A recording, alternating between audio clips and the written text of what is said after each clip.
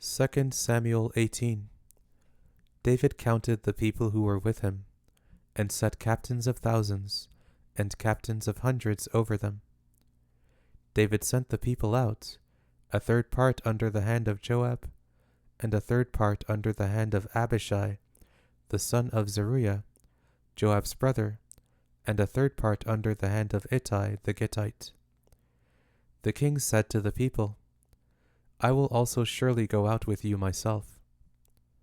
But the people said, You shall not go out, for if we flee away, they will not care for us, neither if half of us die will they care for us. But you are worth 10,000 of us. Therefore now it is better that you are ready to help us out of the city. The king said to them, I will do what seems best to you. The king stood beside the gate, and all the people went out by hundreds and by thousands. The king commanded Joab and Abishai and Ittai, saying, Deal gently for my sake with the young man Absalom. All the people heard when the king commanded all the captains concerning Absalom. So the people went out into the field against Israel, and the battle was in the forest of Ephraim. The people of Israel were struck there before David's servants, and there was a great slaughter there that day of 20,000 men. For the battle was there spread over the surface of all the country, and the forest devoured more people that day than the sword devoured. Absalom happened to meet David's servants. Absalom was riding on his mule, and the mule went under the thick boughs of a great oak, and his head caught hold of the oak, and he was hanging between the sky and earth, and the mule that was under him went on. A certain man saw it, and told Joab, and said, Behold, I saw Absalom hanging in an oak. Joab said to the man who told him, Behold, you saw it, and why didn't you strike him there to the ground?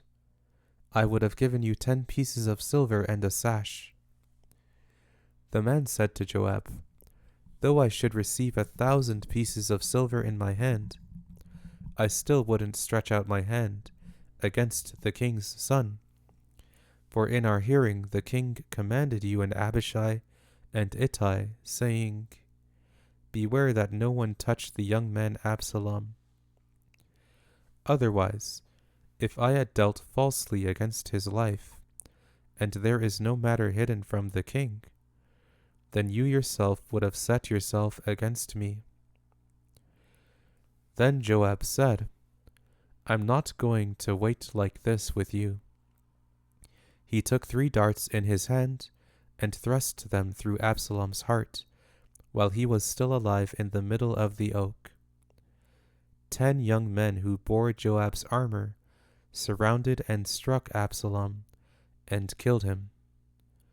Joab blew the trumpet, and the people returned from pursuing after Israel, for Joab held the people back. They took Absalom and cast him into a great pit in the forest, and raised over him a very great heap of stones. Then all Israel fled, each to his own tent. Now Absalom in his lifetime had taken and reared up for himself the pillar which is in the king's valley, for he said, I have no son to keep my name in memory. He called the pillar after his own name. It is called Absalom's monument to this day. Then Ahimaaz the son of Zadok said, Let me now run and carry the king news, how Yahweh has avenged him of his enemies. Joab said to him, You must not be the bearer of news today, but you must carry news another day. But today you must carry no news, because the king's son is dead. Then Joab said to the Cushites, Go, tell the king what you have seen. The Cushite bowed himself to Joab and ran. Then Ahimaaz the son of Zadok said yet again to Joab, But come what may, please let me also run after the Cushite. Joab said, Why do you want to run, my son, since you will have no reward for the news?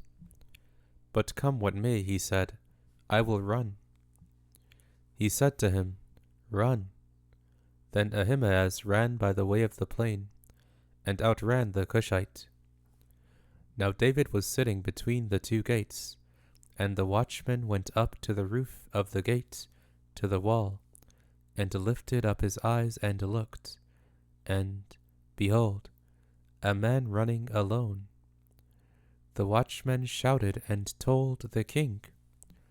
The king said, If he is alone, there is news in his mouth.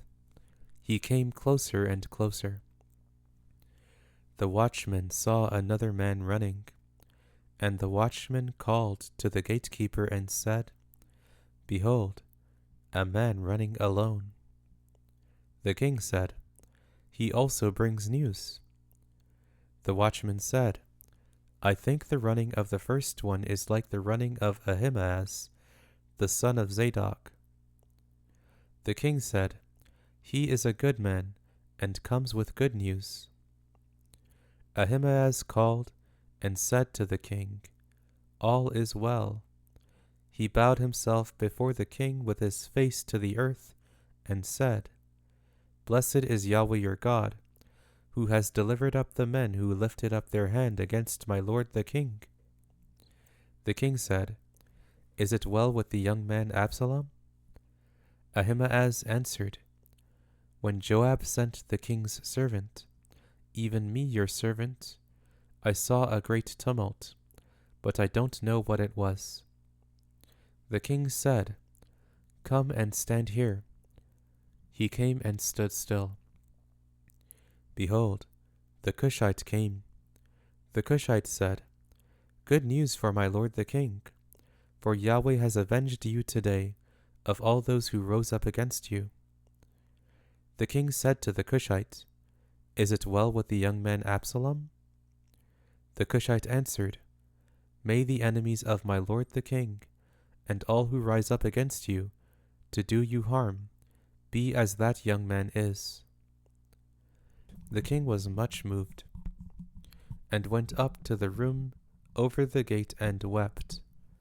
As he went, he said, My son Absalom, my son Absalom, I wish I had died instead of you.